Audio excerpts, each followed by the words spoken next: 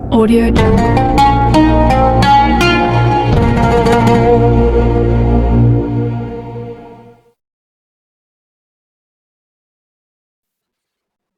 Assalamualaikum warahmatullahi wabarakatuh. Perkenalkan, nama saya Dito Triwahyusarullah dari Pendidikan Bahasa dan Sastra Indonesia 2025A dengan NIM 25020074042. Alhamdulillahirabbil alamin. Wabihi nasta'in ala umri dunia waddin. Wassalatu wassalamu ala asrofil anbiya'i wal mursalin Sayyidina wa maulana Muhammadin wa ala alihi wa sahbihi ajmain amma ba'du.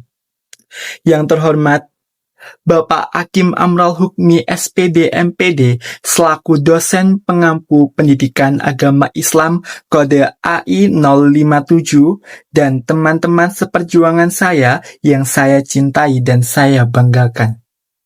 Marilah kita panjatkan puja dan puji syukur kehadirat Allah Subhanahu wa Ta'ala, karena rahmat dan karunia-Nya kita dapat berkumpul di majelis ilmu ini yang insya Allah penuh dengan berkah. Salawat serta salam semoga senantiasa tercurahkan kepada junjungan kita Nabi Agung Nabi Muhammad SAW.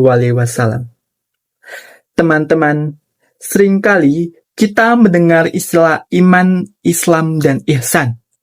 3 pilar agama ini terasa begitu baku dan formal. Namun, kali ini, marilah kita telaah ketiganya dari sudut pandang yang paling sederhana, universal, dan penuh makna dalam kultum saya, yakni memaknai kembali iman, Islam, dan ihsan dalam perspektif cinta. Teman-teman, sebelum kita mendalami apa itu iman, Islam, dan ihsan, kita harus mengetahui makna dari itu sendiri. Iman diibaratkan sebagai persepsi teori dan konsep tentang cinta. Secara terminologi, iman adalah kepercayaan dan keyakinan, buah dari persepsi dan kesadaran. Iman adalah pengetahuan kognitif yang mendasari segalanya, sebab pepatah mengatakan tak kenal maka tak cinta, yang setara dengan tak kenal maka tak iman. Sebagaimana firman Allah Subhanahu wa Ta'ala yang berbunyi, La yasbiqunahu bil qawli wa hum bil amrihi ya'malun. Yang artinya, mereka tidak berbicara mendahulunya, dan mereka mengerjakan perintah-perintahnya.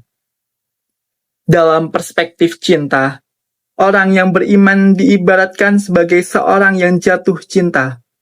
Ia memiliki cukup pengetahuan, pemahaman, dan keyakinan terhadap objek yang dicintainya dan diimaninya, yaitu Allah Subhanahu wa Ta'ala.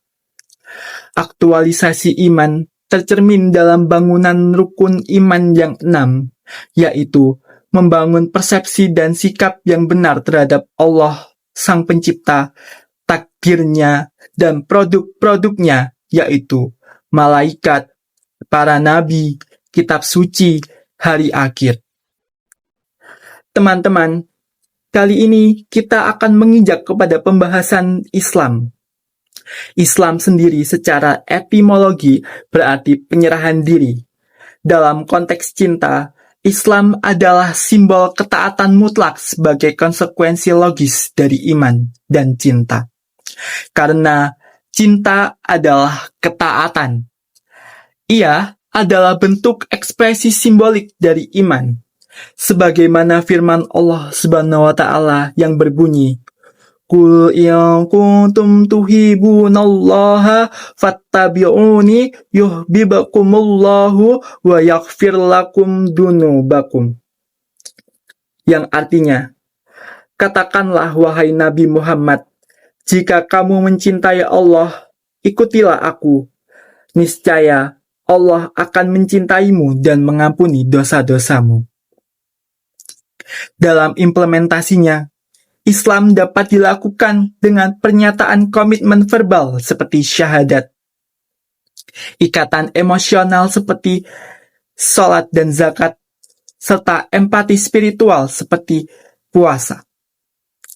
Teman-teman, kita beranjak ke pembahasan terakhir kita tentang ihsan. Ihsan adalah kebaikan atau perbuatan baik. Secara terminologi, Islam adalah ibadah dengan persaksian, menyaksikan Allah dan dipersaksikan Allah. Ihsan adalah puncak kemurnian cinta, ketulusan, dan kesadaran. Seperti dalil yang berbunyi, "Sembahlah Allah Subhanahu wa Ta'ala seolah kamu melihatnya. Dan bila tidak mampu, yakinilah bahwa Ia melihatmu." Implementasi ihsan dalam kehidupan yang merupakan puncak kemurnian cinta, ketulusan, dan kesadaran terbagi menjadi akhlak mulia terhadap Allah Subhanahu wa Ta'ala dan akhlak mulia kepada sesama. Akhlak mulia kepada Allah diwujudkan dengan membangun persepsi yang benar terhadap zatnya, kebajikannya, qada dan qadar, dan berinteraksi dengannya, baik secara ritual maupun spiritual. Ihsan adalah ibadah dengan persaksian, yakni menyembah Allah seolah melihatnya, dan jika tidak mampu, meyakini bahwa Dia melihat kita. Sementara itu, akhlak kepada sesama harus didasari oleh akhlak kepada Allah, seperti mencintai sesama saudara, tetangga, atau berkata baik terhadap sesama. Dalam konteks berbangsa dan bernegara, ihsan diaktualisasikan melalui pendidikan anti korupsi. Karena korupsi adalah tindak kejahatan yang sangat jauh dari sikap ihsan dan penerapan ajaran Islam. Ihsan menuntut kita untuk berbuat baik, yang terbaik dalam ibadah dan interaksi sosial, karena kita merasa selalu dilihat oleh Allah Subhanahu wa Ta'ala. Teman-teman yang dirahmati Allah Subhanahu wa Ta'ala, iman, Islam, dan ihsan adalah satu kesatuan yang tidak dapat dipisahkan. Iman adalah cinta yang meyakinkan. Islam adalah ekspresi dari ketaatan. Dan ihsan adalah kualitas atau kemurnian cinta yang tertinggi. Marilah kita jadikan cinta kepada Allah Subhanahu wa Ta'ala sebagai pondasi dari iman, Islam, dan ihsan kita. Sebab sesungguhnya motivasi Allah menciptakan kita itu bukanlah karena butuh disolati atau diibadahi, melainkan semata hanya karena cinta.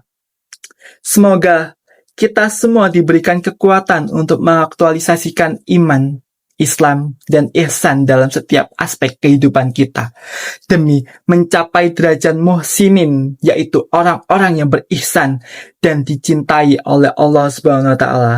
Amin, amin, amin ya Rabbal Alamin. Sekian dari saya, akhirul kalam, wabillahi taufiq wal hidayah, waridho wal inayah, wassalamualaikum warahmatullahi wabarakatuh.